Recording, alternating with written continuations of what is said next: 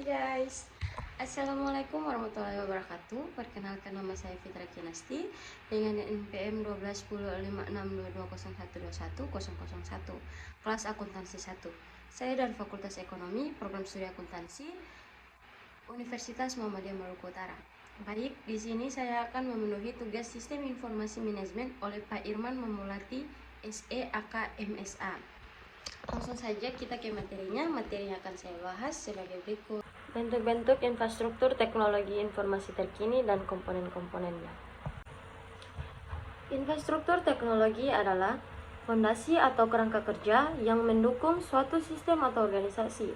Dalam komputer, infrastruktur teknologi informasi terdiri dari sumber daya fisik dan virtual yang mendukung aliran, penyimpanan, pemrosesan, dan analisis data. Infrastruktur teknologi informasi membantu menyediakan platform yang mendukung semua sistem informasi dalam bisnis, perangkat keras, dan perangkat lunak.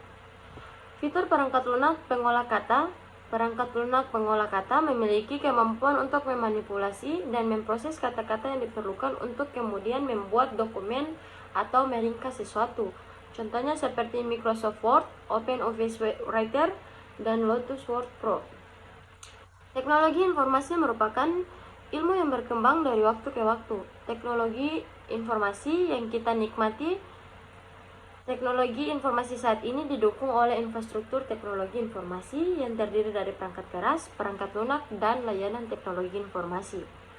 Layanan teknologi informasi digunakan dalam kehidupan manusia dalam berbagai aspek. Ruang lingkupnya meliputi teknologi informasi definisi infrastruktur teknologi informasi, layanan infrastruktur teknologi informasi, pengembangan infrastruktur teknologi informasi, komponen infrastruktur teknologi informasi, platform, perangkat keras, dan teknologi terbaru. Selain itu, menjelaskan peranan teknologi dalam kehidupan kita. Dalam beberapa aspek, antara lain aspek sosial, ekonomi, dan pemerintahan. Teknologi informasi merupakan teknologi yang sangat populer. Saat ini, peran teknologi infrastruktur yang mempengaruhi kehidupan manusia. Fungsi infrastruktur teknologi informasi. 1. Menangkap dapat diartikan sebagai input data input, seperti menerima input dari mikrofon, keyboard, pemindai, dan sebagainya. 2. Mengolah atau memproses data yang dimasukkan dan diterima untuk tujuan informasi. Pengolahan data dapat dilakukan dalam bentuk transformasi, analisis, dan perhitungan. 3. Menghasilkan atau mengatur informasi dalam format atau laporan yang berguna yang dapat dipahami oleh orang lain. Misalnya laporan, tabel, grafik, dan foto. 4. Merekam atau menyimpan data dan informasi pada media yang dapat digunakan untuk tujuan lain. Contohnya termasuk menyimpan ke hard drive, flash drive, kaset, dan sebagainya. 5. Mencari dan mendapatkan informasi atau menyalin data dan informasi yang tersimpan, misalnya mencari data penjualan yang disimpan sebelumnya. 6.